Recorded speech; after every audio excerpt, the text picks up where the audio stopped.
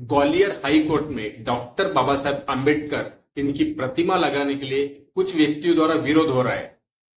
और उसी के साथ साथ संविधान के मुख्य निर्माता कौन है, डॉक्टर बाबा साहेब आम्बेडकर है या बी एन राव सर है, इसके ऊपर चर्चा हो रही है। तो आज हम इसी के बारे में बात करेंगे।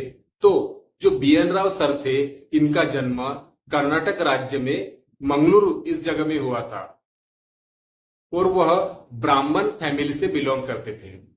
इन्होंने बीए की डिग्री प्रेसिडेंशियल कॉलेज से प्राप्त करी थी। उसके बाद इन्होंने लंदन से इंडियन सिविल सर्विसेज आईएसएस की परीक्षा उत्तीर्ण की थी। उसके बाद इन्होंने लंदन से ही ग्रेज इन इस इंस्टीट्यूट से बैरिस्टर की डिग्री प्राप्त करी थी।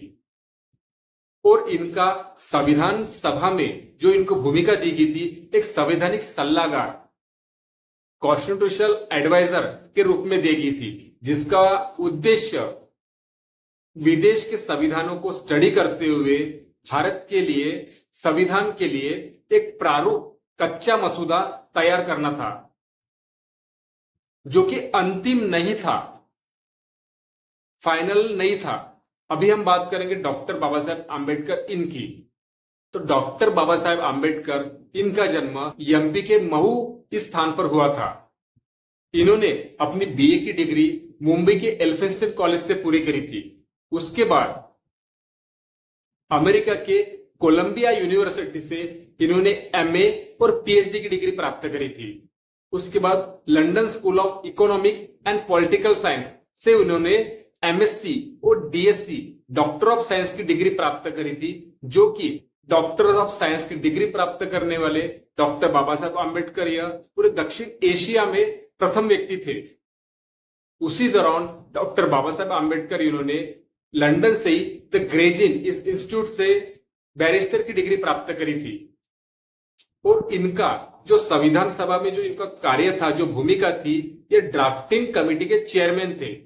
संविधान के प्रारूप मसूदा समिति के अध्यक्ष थे। पूरे मसूदा समिति में 7 सदस्य थे। बी एन राव सर ये संविधान सभा के सदस्य नहीं थे। बी एन राव सर इन्होंने किसी भी संविधान सभा के डेबिट में हिस्सा नहीं लिया था। संविधान सभा के डेबिट में जो कुछ चर्चा होती थी, जो कुछ प्रश्न उत्तर होते थे, तो किसी भी सवाल का जवाब बी एन राव सर इन्होंने नहीं दिया था। इनको भूमिका जो दी गई थी, ये संवैधानिक सलाहकार के रूप में इनको भूमिका दी गई थी। और डॉक्टर बाबा साहेब आम्बेडकर यह ड्राफ्टिंग कमेटी के चेयरमैन थे। तो जो बी एन राव सर ने कच्चा मसूदा तैयार किया था, वो अंतिम नहीं था, तो उसके ऊपर संशोधन किया गया और एक नया मसूदा फाइनलाइज करने का कार्य डॉक्टर बाबा साहेब आम्बेडकर इन्होंने किया था। संविधान को बनाने के लिए 2 वर्ष 11 महीने 18 दिन का समय लगा।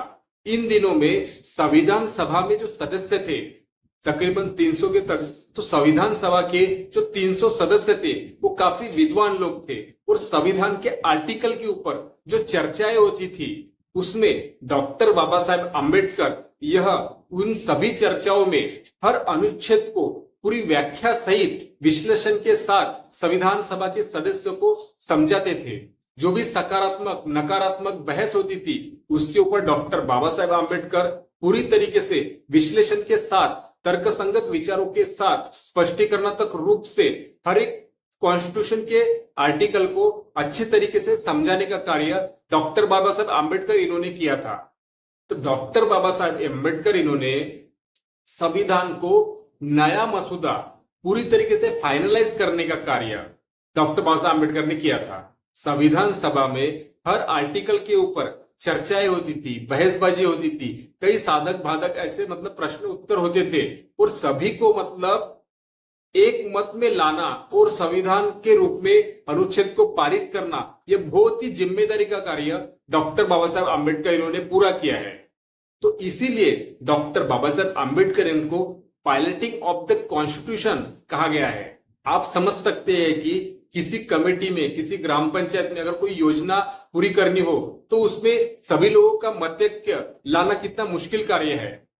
हम 10 लोगों का एक मत कभी हो नहीं सकता है। तो डॉक्टर बाबा साहब आम्बेडकर ने जो संविधान सभा के जो 300 सदस्य थे उनके सामने जिस तरीके से अपनी व्याख्या सहित विश्लेषण के रूप में सभी आर्टिकल को समझाया और उसको एक मत में लाते हुए संविधान के रूप में आर्टिकल को पारित किया गया, ये बहुत ही जिम्मेदारी का और बहुत ही बड़ा कार्य उन्होंने किया है। संविधान के मसौदा समिति में जो 7 सदस्य थे उनमें कई सारे सदस्य गैर हाजिर रहते थे, जिसके चलते पूरा काम डॉक्टर बाबा साहब आम्बेडकर इनके कंधों पर आया हुआ था। संविधान सभा के सदस्य टीटी कृष्णमाचारी, इन्होंने पूरे संविधान सभा के सामने इस बात का जिक्र किया था कि डॉक्टर बाबा साहब आम्बेडकर ने किस तरीके से कितने परिश्रम के साथ संविधान को पूरा करने के लिए अपनी मेहनत लगाई है। उसी तरीके से डॉक्टर राजेंद्र प्रसाद शर्मा, जो कि राष्ट्रपति हो चुके हैं भारत के, उन्होंने भी डॉक्टर बाबा साहब आम्बेडकर के कार्य की सराहना की कि उनकी तबीयत भी ठीक नहीं थी, लेकिन उसमें भी उन्होंने संविधान के कार्य को पूरा करने के लिए पूरे डेडिकेशन के साथ जो उन्होंने कार्य किया है वो काफी सराहनीय पूर्ण कार्य है। तो BN राव सर, इन्होंने जो योगदान दिया था और डॉक्टर बाबा साहब आम्बेडकर इन्होंने जो योगदान दिया है वो दोनों का योगदान महत्वपूर्ण है, लेकिन BN राव सर इनकी भूमिका अलग थी, डॉक्टर बाबा साहब आम्बेडकर इनकी भूमिका अलग थी। डॉक्टर बाबा साहब आम्बेडकर, इनको बोधिसत्व के नाम से जाना जाता है। तो डॉक्टर बाबा साहब आम्बेडकर इन्होंने कभी भी दूसरों का श्रेय नहीं लिया है। डॉक्टर बाबा साहब आम्बेडकर ने संविधान सभा में भी कहा था कि BN राव सर, इनका काफी महत्वपूर्ण योगदान संविधान के निर्माण में रहा है। उसी तरीके से संविधान सभा के जो सदस्य थे उन सभी का उन्होंने आभार व्यक्त किया था डॉक्टर बाबा साहब आम्बेडकर ने, जो कि संविधान के निर्माण के लिए, राष्ट्र के निर्माण के लिए उन्होंने अपना कार्य किया था। तो डॉक्टर बाबा साहब आम्बेडकर, इनके जो सिद्धांत थे, समता, स्वतंत्रता, बंधुता, न्याय, जो कि उन्होंने महाकारुणिक तथागत गौतम बुद्ध, महात्मा ज्योतिबा फुले, संत कबीर, इनकी जो विचारधाराएं थी, उनकी विचारधारा को उन्होंने जो आत्मसात किया था, तो उनके जो डॉक्टर बाबा साहब आम्बेडकर के जो सिद्धांत बने थे वो सिद्धांत समता, स्वतंत्रता, बंधुता और सामाजिक न्याय, इसको डॉक्टर बाबा साहब आम्बेडकर इन्होंने संविधान के रूप में एक आत्मा देने का कार्य, संविधान को इन तत्वों के माध्यम से एक आत्मा रूपी जान देने का कार्य डॉक्टर बाबा साहब आम्बेडकर इन्होंने पूरा किया है। तो इस तरीके से डॉक्टर बाबा साहब आम्बेडकर यह संविधान के मुख्य निर्माता माने गए हैं। तो जिस तरीके से ग्वालियर हाईकोर्ट में डॉक्टर बाबा साहब आम्बेडकर इनकी प्रतिमा का विरोध हो रहा है, तो यह पूरी तरीके से गलत है। डॉक्टर बाबा साहब आम्बेडकर यह समता, स्वतंत्रता, बंधुता और सामाजिक न्याय के प्रतीक है। जो लोग डॉक्टर बाबा साहब आम्बेडकर की मूर्ति का विरोध कर रहे हैं वो संविधान के रूप में डॉक्टर बाबा साहब आम्बेडकर को एक्सेप्ट नहीं कर पा रहे हैं। तो BN राव सर, यह तो सिर्फ एक बहाना है। उनका उद्देश्य डॉक्टर बाबा साहब आम्बेडकर, इनके विचारों को खत्म करना है।